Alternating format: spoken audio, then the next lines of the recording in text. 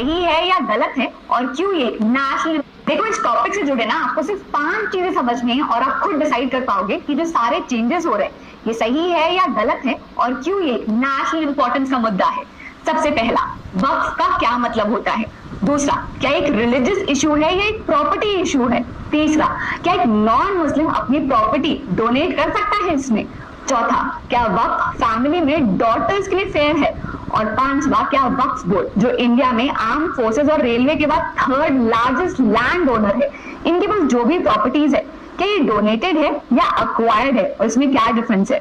Hey everybody, मैं हूँ प्रिया और आज की इस वीडियो में हम इन सारी चीजों को बहुत ही सिंपली बट बिना घुमाए फिराए इंटेलिजेंटली समझेंगे ताकि देश में क्या हो रहा है और क्यों हो रहा है सब कुछ समझ पाए। चलिए इस वीडियो को स्टार्ट करते हैं। तो चलिए एकदम बेसिक से स्टार्ट करते हैं। सबसे पहले हम ये समझते हैं कि वक्फ का क्या मतलब होता है। तो एकदम सिंपल और सरल शब्दों में ये एक मुस्लिम लॉ का कंसेप्ट है जिसका मतलब ये होता है कि अगर कोई इंसान अपनी प्रॉपर्टी को, चाहे वो मूवेबल प्रॉपर्टी हो या इमूवेबल प्रॉपर्टी हो, उसे किसी रिलीजियस या चैरिटेबल पर्पस के लिए permanently in the name of God donate करना चाहता है तो वो प्रॉपर्टी वक्फ बन जाती है और जो इंसान इसे डोनेट कर रहा है वो वाकिफ बन जाता है।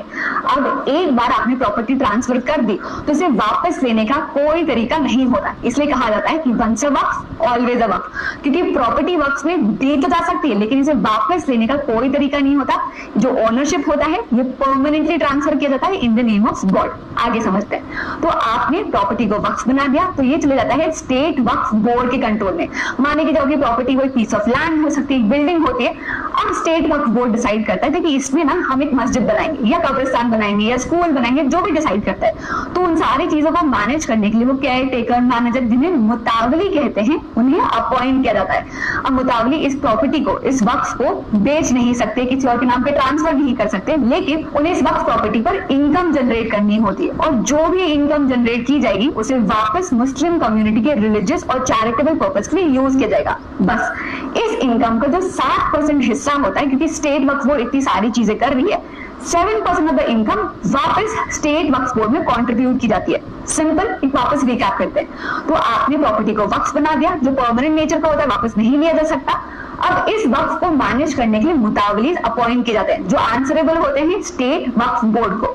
इंडिया के हर स्टेट का अपना खुद का स्टेट वक्फ बोर्ड होता है जिसके मेंबर्स को स्टेट गवर्नमेंट नॉमिनेट करते हैं। वैसे ही सेंट्रल लेवल पर वक्फ काउंसिल होता है जिनके मेंबर्स को सेंट्रल गवर्नमेंट नॉमिनेट करती है। अगर कोई प्रॉपर्टी डिस्प्यूट हो जाए तो उसे मैनेज करने के लिए ट्राइब्यूनल भी बनाया गया और इन सारी चीजों को मैनेज करने के लिए है वक्फ एक्ट, जिसे हम अब समझने वाले हैं। अब इंडिपेंडेंस के पहले से लेकर 1995 तक वक्फ एक्ट में टाइम टू टाइम चेंजेस किए गए लेकिन प्रॉब्लम्स और कंट्रोवर्सीज बरकरार रही। फाइनली 2025 में जो चेंजेस और अमेंडमेंट पास किए गए हैं इन प्रॉब्लम्स को सॉल्व करने के लिए, लेकिन इससे पहले भी एक बार इन प्रॉब्लम्स को सॉल्व करने के लिए वक्फ में मेजर अमेंडमेंट्स किए गए थे और ये हुआ था 2013 में सच्चर कमेटी रिपोर्ट के बेसिस पे। तो जरा सा इस रिपोर्ट के बारे में जान लेते हैं। तो हुआ ये कि मुस्लिम कम्युनिटी के सोशल, इकोनॉमिक और एजुकेशन कंडीशंस को एनालाइज करने के लिए 2005 में जस्टिस राजेंद्र सच्चर कमेटी का गठन हुआ जिन्होंने 2006 में अपनी रिपोर्ट सबमिट की। अब इस रिपोर्ट में एक डेडिकेटेड सेक्शन था on status and potential of Waqf properties के ऊपर जिसमें कुछ मेजर कंसर्न्स हाईलाइट किए गए। जैसे सबसे पहले रिपोर्ट हाईलाइट करती है कि 2006 में 4.9 लाख रजिस्टर्ड वक्फ प्रॉपर्टीज है अक्रॉस इंडिया जिसका टोटल एरिया अप्रोक्सीमेटली 6 लाख एकड़ का है, जिसमें हाईएस्ट कॉन्सेंट्रेशन है वेस्ट बंगाल और उत्तर प्रदेश में। अब जहां इन प्रॉपर्टीज की market value 1.2 lakh crore estimate की जा रही है, वहीं इनकी बुक वैल्यू सिर्फ 6000 करोड़ की है। और इतने वास्ट लैंड होल्डिंग और हाई मार्केट वैल्यू होने के बावजूद इन प्रॉपर्टीज से जो एनुअल इनकम जनरेट हो रही है वो सिर्फ 163 करोड़ की है, मतलब सिर्फ 2.7 का रेट ऑफ रिटर्न। ये poor income generation in Waqf properties का अंडर यूटिलाइजेशन और मिसमैनेजमेंट दिखाता है। सच्चर कमेटी रिपोर्ट ने इन वक्फ प्रॉपर्टीज का इमेंस पोटेंशियल पर एम्फसाइज करते हुए कहा कि अगर इन प्रॉपर्टीज को एफिशिएंटली मैनेज किया जाता है तो ये मुस्लिम कम्युनिटी के सोशियो इकोनॉमिक और एजुकेशन डेवलपमेंट में बहुत अच्छे से कंट्रीब्यूट कर सकते हैं और एक minimum side of rate of return भी रखे तो 10% ऑफ द मार्केट वैल्यू मतलब 12,000 करोड़ की एनुअल इनकम जनरेट की जा सकती है। अब इन की फाइंडिंग के बेसिस पर कमेटी ने कुछ रिकमेंडेशन भी दिए, जैसे स्ट्रिक्टर रूल्स हो सकते हैं बेटर मैनेजमेंट के लिए, मुतावरीज के लिए, डिजिटल रिकॉर्ड कीपिंग हो सकती है ताकि ट्रांसपेरेंट रिकॉर्ड कीपिंग हो, एंक्रोचमेंट इशू ना हो, ट्राइब्यूनल की पावर के बारे में बात की गई, वुमेन रिप्रेजेंटेशन के बारे में बात की गई, टाइमली सर्वे के बारे में बात की गई, और ये भी कहा गया कि वक्फ प्रॉपर्टीज के बेटर डेवलपमेंट और मैनेजमेंट के लिए अब मुस्लिम कम्युनिटी के बाहर से भी प्रोफेशनल एक्सपर्ट्स को हायर कर सकते हो। अब इन रिकमेंडेशन के बेसिस पर 2013 का ये अमेंडमेंट एक्ट पास किया गया था। अब ध्यान देने वाली बात यह है कि ये जो स्ट्रक्चर कमेटी रिपोर्ट है 2024 में जब बिल पेश किया गया था उसमें भी इस रिपोर्ट की रिकमेंडेशन को ध्यान रखा गया था। अब वक्फ एक्ट में डिफरेंट अमेंडमेंट के बावजूद भी जो प्रॉब्लम्स है ये सॉल्व नहीं हो रही थी, जिस कारण 8 अगस्त 2024 को लोकसभा में वक्फ अमेंडमेंट बिल और मुसलमान वक्फ रिपील बिल को इंट्रोड्यूस किया गया। क्यों किया गया? वक्फ रिलेटेड रूल्स को क्लियर करने के लिए, वक्फ बोर्ड की फंक्शनिंग को स्मूदर करने के लिए और वक्फ प्रॉपर्टीज के बेटर मैनेजमेंट और डेवलपमेंट के लिए इन बिल्स को इंट्रोड्यूस किया गया। लेकिन इन बिल्स को काफी क्रिटिसिज्म मिला, जिस कारण इन्हें जॉइंट पार्लियामेंट्री कमेटी को रेफर किया गया। कमेटी ने public, expert, stakeholder, different organisation से मीटिंग करने के बाद उनकी ओपिनियन कलेक्ट किए और इन बिल्स के लिए 25 रिकमेंडेशन दिए जिन्हें इन बिल में इंट्रोड्यूस किया गया, जिसके बाद कमेटी ने 30 जनवरी को अपनी रिपोर्ट सबमिट की और उसके बाद ये बिल लोकसभा में और फिर राज्यसभा में पास हो गया। तो अभी तक हमने वक्फ के कंसेप्ट को बहुत अच्छे से समझ लिया। तो इस कंसेप्ट में ना कोई प्रॉब्लम नहीं है, लेकिन इस कंसेप्ट को अचीव करने के लिए जो सिस्टम, रूल्स और एक्ट बनाए गए हैं ये काफी कॉन्ट्रोवर्शियल, प्रॉब्लमैटिक और आर्बिट्ररी थे। तो एक एक करके हम समझते कि एक्ट के कौन से पार्ट्स एक्चुअली में कॉन्ट्रोवर्शियल थे और जो अमेंडमेंट लाए गए क्या ये कोई सोल्यूशन प्रोवाइड करते हैं या नहीं, आप एंड में बताइएगा। जैसे सबसे पहले ये एक्ट कहता था कि एक नॉन मुस्लिम भी, हिंदू, जैन, सिख भी अपनी प्रॉपर्टी को एज वक्फ डेडिकेट कर सकता था, लेकिन अब ये एक्ट कहता है सिर्फ वही लोग जो पिछले 5 साल से इस्लाम प्रैक्टिस कर रहे हैं, सिर्फ वही लोग अपनी प्रॉपर्टी को एज वक्फ डेडिकेट कर सकते हैं, वरना नहीं। दूसरा, इस एक्ट का मेरे हिसाब से सबसे आर्बिट्ररी प्रोविजन जो था, सबसे कॉन्ट्रोवर्शियल प्रोविजन था, वो है वक्फ बाय यूजर का। मैं समझाती हूँ। हमने अभी तक क्या देखा कि वक्फ बनाने के क्या रूल्स है? 3 सिंपल रूल है। अगर आप अपनी प्रॉपर्टी को रिलीजियस या चैरिटेबल पर्पस के लिए in the name of God permanently donate कर देते हो तो वो वक्फ बन जाती है। जब नीचे के 2 प्रोविजन समझना बहुत आसान है, प्रॉब्लम आती है पहले वाले प्रोविजन में। देखो हम क्या करते हैं, अगर प्रॉपर्टी का खरीद बेच करना है तो हम क्या करते हैं, रिटन डॉक्यूमेंटेशन करते हैं, सीएल डीड कराते हैं, रजिस्ट्री कराते हैं। लेकिन इस प्रोविजन के हिसाब से अगर किसी प्रॉपर्टी को वक्फ मानना है या नहीं, इसके लिए कोई रिटन डॉक्यूमेंटेशन, कोई रजिस्ट्री, किसी चीज की जरूरत नहीं है। अलॉट ऑफ टाइम्स ये मान लिया जाता था यूसेज के हिसाब से, सालों से इस प्रॉपर्टी में क्या गतिविधियां हो रही उसके हिसाब से कि वो वक्फ है या नहीं। जैसे ये बहुत ही फेमस और लैंडमार्क केस है जिसमें क्या होता है, पीस ऑफ लैंड था, उसके एंसेस्टर्स ने वहां पे मॉस्क बनाया था और वो पब्लिक के लिए ओपन था कि वहां आके प्रेयर्स ऑफर कर सकते हैं। लेकिन जब ओनरशिप की बात आई ना कि क्या ये जो प्रॉपर्टी है मेरी है या फिर ये वक्फ है, और बात सुप्रीम कोर्ट तक भी पहुंच गई। सुप्रीम कोर्ट ने उसे दिखाया कि मेरे पास 2 सेल डीड है ये दिखाने के लिए कि ये पीस ऑफ लैंड का मैं ओनर हूँ। लेकिन सुप्रीम कोर्ट ने कहा कि हम क्या देख रहे हैं, ये piece of land publicly open था, यहाँ पे लोग आके नमाज पढ़ते थे, आजान ऑफर करते थे, ये सारी चीजें करते थे, तो हम ये प्रिज्यूम कर लेंगे, हम ये अज्यूम कर लेंगे, इन्फर कर लेंगे कि ये जो पीस ऑफ लैंड है ये वक्फ है, आप इसके राइटफुल ओनर नहीं हो। यही केस ज्ञानवापी मॉस्क केस में भी साइड किया गया था और ये कहा गया था क्योंकि इस प्लेस में मॉस्क है तो ये एक वक्फ प्रॉपर्टी है और वक्फ प्रॉपर्टी को वापस नहीं लिया जा सकता। तो वक्फ बाय यूजर का ये कंसेप्ट होता है कि एक प्रॉपर्टी में अगर सालों से ऐसी गतिविधियां हो रही है जिसको देख के ये लगे कि ये वक्फ प्रॉपर्टी है, तो बिना रिटन डॉक्यूमेंटेशन के, बिना रजिस्ट्री के, बिना किसी चीज के भी ये प्रिज्यूम कर लिया जाता था कि ये प्रॉपर्टी वक्फ प्रॉपर्टी है और एक बार अगर प्रॉपर्टी बन गई तो वापस नहीं लिया जा सकता। अब नए अमेंडमेंट में वक्फ बाय यूजर के इस कंसेप्ट को हटा दिया गया और क्लियरली ये कहा गया है कि सिर्फ और सिर्फ अगर ऑफिशियल डिक्लेरेशन होगा तो ही किसी प्रॉपर्टी को हम वक्फ मानेंगे, वरना नहीं। और अगर कोई इंसान लास्ट 5 साल से मिनिमम इस्लाम प्रैक्टिस कर रहा है और वो राइटफुल ओनर है, तभी वो अपनी प्रॉपर्टी को एज वक्फ डेडिकेट कर सकता है, वरना नहीं। नेक्स्ट, मेरे हिसाब से बहुत ही इंपॉर्टेंट अमेंडमेंट रिलेट करता है गवर्नमेंट लैंड से। रिसेंटली हमने देखा हैदराबाद में एक बसे बसाए घने फॉरेस्ट को तबाह करने से पहले प्रोग्रेस के नाम पर गवर्नमेंट आधी रात के लिए भी नहीं रुकी। लेकिन रिपोर्ट ये बताती है कि ऐसी हजारों गवर्नमेंट लैंड है, प्रॉपर्टीज है जो वक्फ ने क्लेम कर रखी है, जिस कारण बहुत सारा public development, infrastructure, railway, highway, ये सब का सब स्थगित पड़ा हुआ है। तो फॉरेस्ट को तबाह करने जितना थोड़ा ना आसान है ना वक्त से प्रॉपर्टी क्लेम करना, इसलिए फॉरेस्ट तबाह कर रहे हैं। लेकिन अमेंडमेंट के बाद ये कहा गया कि कोई भी गवर्नमेंट लैंड, चाहे वो तालाब हो या ग्राम समाज की जमीन हो, कोई भी ऐसी गवर्नमेंट लैंड हो जिसके लिए कोई ऑफिशियल या प्रॉपर रिकॉर्ड ना हो ये बताने के लिए वो वक्फ की प्रॉपर्टी है, और वक्फ ने अगर क्लेम कर लिया कि गवर्नमेंट लैंड अब वक्फ का है, तो अब वो ऑटोमेटिकली वक्फ नहीं रहेगी। ये वेरीफाई करने का पावर कलेक्टर को दिया गया कि वो जाए और ओनरशिप वेरीफाई करे।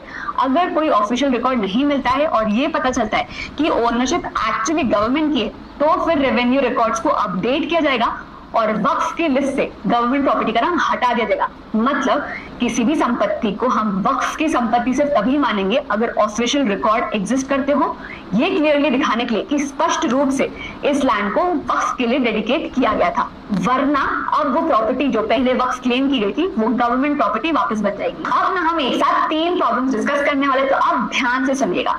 सबसे पहले तो आप मुझे ये बताइए कि ये कौन डिसाइड करता है डिस्प्यूट के केस में या नॉर्मली भी कि एक स्टेट में कौन कौन सी प्रॉपर्टी वक्फ प्रॉपर्टी है या नहीं। तो हर स्टेट में एक सर्वे कमिश्नर अपॉइंट किया जाता है, तो सर्वे करते हैं कि स्टेट में कौन कौन सी प्रॉपर्टी वक्फ है या नहीं, जिसे करने का खर्चा स्टेट गवर्नमेंट उठाती है। अब सर्वे करने के बाद अपनी फाइंडिंग वो स्टेट गवर्नमेंट को सबमिट करते हैं, स्टेट वक्फ बोर्ड को सबमिट करते हैं। सारी फॉर्मेलिटीज करने के बाद स्टेट गवर्नमेंट एक गजेट नोटिफिकेशन पब्लिश करती है, मतलब एक लिस्ट पब्लिश करती है ये बताने के लिए कि स्टेट की ये प्रॉपर्टीज वक्फ प्रॉपर्टी है। दूसरा, लिमिटेशन पीरियड। अब जैसे ही ये लिस्ट आ जाती है आपके पास 1 साल का पीरियड होता है ये चैलेंज करने के लिए कि क्या आपकी प्रॉपर्टी वक्फ है या नहीं। अगर 1 साल से ज्यादा का टाइम बीत जाता है तो आप इस प्रॉपर्टी को चैलेंज नहीं कर सकते, क्योंकि अब स्टेट वक्फ बोर्ड उस प्रॉपर्टी को एज अ वक्फ रजिस्टर कर लेती है। तो सिर्फ 1 साल का टाइम होता है। तीसरा, ट्राइब्यूनल इशू। इन केस अगर आपका कोई डिस्प्यूट है कि नहीं ये जो प्रॉपर्टी है मेरी वक्त है ही नहीं, तो आप कहाँ केस फाइल कर सकते हो। नॉर्मली जो प्रॉपर्टी के केसेस होते हैं ये हम सिविल कोर्ट में, रेवेन्यू कोर्ट में यहाँ लड़ते हैं depending on nature of the property. लेकिन वक्फ से रिलेटेड जो सारे डिस्प्यूट होते हैं वो सिर्फ और सिर्फ वक्फ ट्राइब्यूनल में ही लड़े जा सकते हैं। अब इसमें क्या प्रॉब्लमैटिक है? प्रॉब्लम ये है कि जो ट्राइब्यूनल का डिसीजन होता है ना वो फुल एंड फाइनल होता है। ऐसा मैं क्यों कह रही हूँ? क्योंकि सिर्फ कुछ टेक्निकल एरर के मामले में ही आप आगे हाई कोर्ट में या सुप्रीम कोर्ट में अपील कर सकते हैं। फॉर एग्जाम्पल, अगर कोई कॉन्स्टिट्यूशनल मैटर हुआ या कोई लीगल एरर हुआ, सिर्फ इन्हीं केसेस में अपील हो सकती है, वरना नहीं। वरना इन ऑल केसेस ट्राइब्यूनल का जो डिसीजन होगा वो फुल एंड फाइनल होगा। तो ओवरऑल प्रॉब्लम क्या है? पहला, तो जो सर्वे कर रहा है वो सर्वे कमिश्नर कर रहा है, जो कि स्टेट अथॉरिटी नहीं है। दूसरा, लिस्ट आने के 1 साल के अंदर का ही आपके पास पीरियड होता है कि आप चैलेंज कर लो। कौन देखता रहता है गजट नोटिफिकेशन। और तीसरा, अगर कोई डिस्प्यूट होता है तो उससे आप सिर्फ ट्राइब्यूनल में ही लड़ सकते हो, जिसमें भी आपके पास जीतने के चांसेस काफी स्लिम होते हैं। अब अमेंडमेंट के बाद जो चेंजेस हुए हैं वो आप साफ साफ देख सकते हैं। जैसे स्टेट में आप कौन सी प्रॉपर्टी वक्फ है या नहीं, इसका सर्वे अब डिस्ट्रिक्ट कलेक्टर करेंगे, जिससे कि बेटर लैंड रिकॉर्ड मैनेजमेंट हो सके। डिस्प्यूट रेजोल्यूशन को थोड़ा और न्यूट्रल और ट्रांसपेरेंट करने के लिए डिस्ट्रिक्ट कलेक्टर को ऐड किया गया है। नए अमेंडमेंट के हिसाब से अगर कलेक्टर ये डिसाइड करते हैं कि ये प्रॉपर्टी गवर्नमेंट की है, तो फिर वो आगे से वक्फ नहीं मानी जाएगी, रेवेन्यू रिकॉर्ड्स को अपडेट कर दिया जाएगा। लेकिन अगर वक्फ बोर्ड या कोई दूसरा पार्टी कलेक्टर के डिसीजन से सैटिस्फाइड नहीं है, अग्री नहीं करता, तो उनके पास वक्फ ट्राइब्यूनल में अपील करने का ऑप्शन अवेलेबल है। पहले ट्राइब्यूनल का डिसीजन फाइनल होता था, लेकिन नए अमेंडमेंट के बाद अब ट्राइब्यूनल की ऑर्डर के अगेंस्ट 90 डेज के अंदर हाई कोर्ट में भी अपील की जा सकती है। अब एक और प्रॉब्लमैटिक एरिया जो हमने डिस्कस किया था वो था लिमिटेशन का। तो लिमिटेशन एक्ट 1963 एक लीगल फ्रेमवर्क है जो क्या बात करती है कि कोई भी केस फाइल करने का क्या टाइम लिमिट होना चाहिए। ये क्यों है? ताकि केसेस जो है, डिस्प्यूट जो है वो टाइमली रिजॉल्व हो जाए और सालों साल ना चलते रहे। फॉर एग्जाम्पल, अगर किसी इंसान की प्रॉपर्टी इलीगली ऑक्यूपाई हो जाती है तो उसके पास 12 साल का टाइम पीरियड होता है केस फाइल करने के लिए, क्लेम रेज करने के लिए। वहीं अगर गवर्नमेंट की केस फाइल करने के लिए, लेकिन वक्फ प्रॉपर्टीज पर ये रूल अप्लाई नहीं होते, उन्हें एक्सेप्शन मिला है। मतलब अगर कोई 100 साल पुरानी प्रॉपर्टी भी हो तो भी वक्फ बोर्ड उस पर क्लेम कर सकती है कि ये जो प्रॉपर्टी है ये तो हमारी है। ये जो एक्सेप्शन है ना, ये सिर्फ वक्फ बोर्ड और प्रॉपर्टीज को मिला हुआ है, ये बाकी किसी रिलीजियस ट्रस्ट एंडाउमेंट को नहीं मिला हुआ है। और इसके ऑपोजिट, अगर किसी इंसान की प्रॉपर्टी पर वक्फ बोर्ड ने क्लेम किया कि ये वक्फ की प्रॉपर्टी है, तो उसे 12 साल का टाइम पीरियड नहीं मिलता लिमिटेशन एक्ट के हिसाब से, उसे सिर्फ 1 साल का टाइम पीरियड मिलता है कि तुम 1 साल में केस फाइल कर लो। अगर तुमने नहीं किया तो ये प्रॉपर्टी हमेशा के लिए वक्फ की हो जाएगी। अब नए अमेंडमेंट के बाद ये जो एक्सेप्शन है इसे हटा दिया गया है। लिमिटेशन एक्ट 1963 उसी तरीके से वक्फ बोर्ड और प्रॉपर्टीज पर अप्लाई होगा जैसे कि पूरे इंडिया में अप्लाई होता है। 1 साल के एक्सेप्शन को हटा दिया गया है, 12 साल का टाइम पीरियड मिलेगा। और जैसा कि हमने डिस्कस किया कि अगर कोई गवर्नमेंट प्रॉपर्टी और वक्फ के बीच में डिस्प्यूट चल रहा है कि किसकी है, तो जब तक डिस्प्यूट सॉल्व नहीं हो जाता हम उसे गवर्नमेंट प्रॉपर्टी ही मानेंगे। और अगर ये पता चलता है कि ओनरशिप एक्चुअली गवर्नमेंट की है, तो वक्फ लिस्ट से उस प्रॉपर्टी का नाम हटा दिया जाएगा, रेवेन्यू रिकॉर्ड अपडेट किए जाएंगे और उसे हम गवर्नमेंट प्रॉपर्टी ही मानेंगे। नेक्स्ट अमेंडमेंट रिलेट करता है विमेन राइट से। तो वक्फ क्रिएट करने का एक और कंसेप्ट है वक्फ अलल औलाद का। फॉर एग्जाम्पल, कोई भी इंसान ये बोल सकता है कि जिस भी दिन मेरी फैमिली लाइन, मतलब मेरी लाइन ऑफ सक्सेशन खत्म हो जाए, कोई भी लीगल हायर जब ना बचे, तो उस दिन ऑटोमेटिकली मेरी जो प्रॉपर्टी है वो रिलीजियस पर्पस के लिए डेडिकेट हो जाएगी, वो वक्फ बन जाएगी। इसमें बस प्रॉब्लम ये है कि इसके लिए ना सिर्फ मेल लीगल हायर्स को ही कंसिडर किया जाता है, मेनली मैरिड वुमेन डॉटर्स को कंसिडर नहीं किया जाता था। लेकिन अमेंडमेंट के बाद डॉटर्स भी इक्वल राइट क्लेम कर पाएगी, उनके इनहेरिटेंस के राइट डिनाई नहीं होंगे, वो अपना शेयर क्लेम कर सकती हैं। अब अगर हम ये जो डिफरेंट बॉडीज है इनकी कंपोजिशन में क्या चेंजेस हुए हैं इसकी बात करें, तो पहले सिर्फ मुस्लिम्स ही वक्फ बोर्ड के मेंबर्स बन सकते थे, लेकिन अब वक्फ बोर्ड और सेंट्रल वक्फ काउंसिल में 2 नॉन मुस्लिम मेंबर्स भी होंगे और 2 मुस्लिम वुमेन का रिप्रेजेंटेशन भी कंपलसरी किया गया है। ये जो नॉन मुस्लिम मेंबर्स होंगे ना, इनका रोल सिर्फ एडमिनिस्ट्रेशन या चैरिटी रिलेटेड मैटर्स में ही होगा, रिलीजियस एक्टिविटीज में नहीं। इसके बाद अगर हम ट्राइब्यूनल में क्या चेंजेस हुए हैं उसकी बात करें, तो पहले वक्फ ट्राइब्यूनल में एक मुस्लिम लॉ एक्सपर्ट मेंबर होता था जो इस्लामिक जुरिस्प्रूडेंस के बेसिस पर फैसले लेता था और ट्राइब्यूनल का डिसीजन फाइनल होता था। लेकिन अब मुस्लिम लॉ एक्सपर्ट की पोजीशन हटा दी गई है और उसकी जगह एक प्रेजेंट या फॉर्मर डिस्ट्रिक्ट जज होंगे। तो पहले ट्राइब्यूनल के डिसीजन सिर्फ इस्लामिक लीगल प्रिंसिपल के बेसिस पर होते थे, अब judicial officers legal principles follow करेंगे। अब हम 2 इंपॉर्टेंट क्वेश्चन डिस्कस करते हैं। पहला ये कि क्या वक्फ एक रिलीजियस इशू है या प्रॉपर्टी इशू है। तो वक्फ का जो कंसेप्ट है, जैसा कि मैंने आपको बताया, ये एक रिलीजियस इशू है, लेकिन प्रॉपर्टी ट्रांसफर करना इनफैक्ट स्टेट वक्फ बोर्ड, सेंट्रल वक्फ काउंसिल, इनका काम ही है वक्फ प्रॉपर्टीज को बेटर मैनेज करना और डेवलप करना। तो वक्फ डेफिनेटली रिलीजियस इशू है, लेकिन ये जो इंस्टीट्यूशंस है ना, स्टेट बोर्ड हो गया, सेंट्रल काउंसिल हो गया, ये रिलीजियस इंस्टीट्यूशंस नहीं है। तो इनको मैनेज करने के लिए बनाया गया वक्फ एक्ट एक रिलीजियस इशू नहीं है, प्रॉपर्टी इशू है। दूसरे क्वेश्चन पर आते हैं कि गवर्नमेंट सिर्फ एक माइनॉरिटी के रिलीजियस अफेयर्स, सिर्फ इस कम्युनिटी के रिलीजियस अफेयर्स में क्यों इंटरफेयर कर रहे हैं। तो हम एक काम करते हैं, हम मेजॉरिटी रिलीजन्स के जो रिलीजियस इंस्टीट्यूशन है उनको कैसे मैनेज किया जाता है, इसे पैरेलल ड्रॉ करते हैं, उसे समझते हैं। तो जैसा कि हमने जाना कि वक्फ प्रॉपर्टीज को मैनेज करने के लिए क्या क्या है, स्टेट वक्फ बोर्ड है, सेंट्रल वक्फ काउंसिल है, लेकिन हिंदू टेम्पल्स को मेजॉरिटी मोस्टली स्टेट गवर्नमेंट ही कंट्रोल करती है। फॉर एग्जाम्पल, अगर हम फेमस तिरुपति टेम्पल की बात करें तो इसका management directly Andhra Pradesh government के कंट्रोल में है।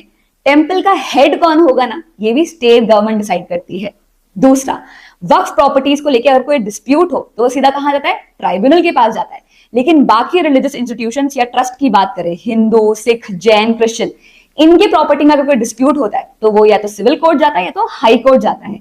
तीसरा, वक्फ प्रॉपर्टी बनने के बाद इसे वापस लेने का कोई तरीका नहीं, टोटल रेस्ट्रिक्शन है। बाकी रिलीजियस इंस्टीट्यूशंस में ये अप्लाई नहीं होता, ट्रांसफर वापस करने का थोड़ा रेस्ट्रिक्शन होते हैं लेकिन टोटल रेस्ट्रिक्शन नहीं होता।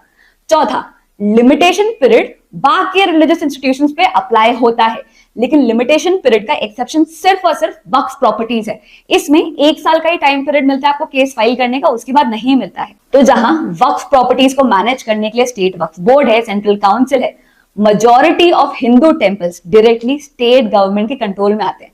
तो आप मुझे बताइए कि गवर्नमेंट का कंट्रोल ज्यादा कहां पर हुआ। अब यहां पर ना मेरा काम है लॉ क्यों लाया गया, कैसे लाया गया और क्या प्रॉब्लम सॉल्व करता है या हाईलाइट करता है उसे समझाना। आपको लॉ से अग्री कराना ये मेरा काम नहीं है। तो अगर आपको लगता है कि हाँ जो भी प्रॉब्लम है ये नया लॉ सॉल्व करता है तो आप मुझे कमेंट सेक्शन में बता सकते हैं। कुछ प्रॉब्लम्स छूट गई हो तो ये भी बता सकते हैं। अगर आप लॉ से अग्री नहीं करते हैं तो ये भी आप मुझे कमेंट सेक्शन में बता सकते हैं and we can have a civilised discussion over it. मैं उम्मीद करती हूँ कि आज की इस वीडियो में आपको कुछ नया सीखने को मिला हो। That's it for now. See you in the next class. Bye bye.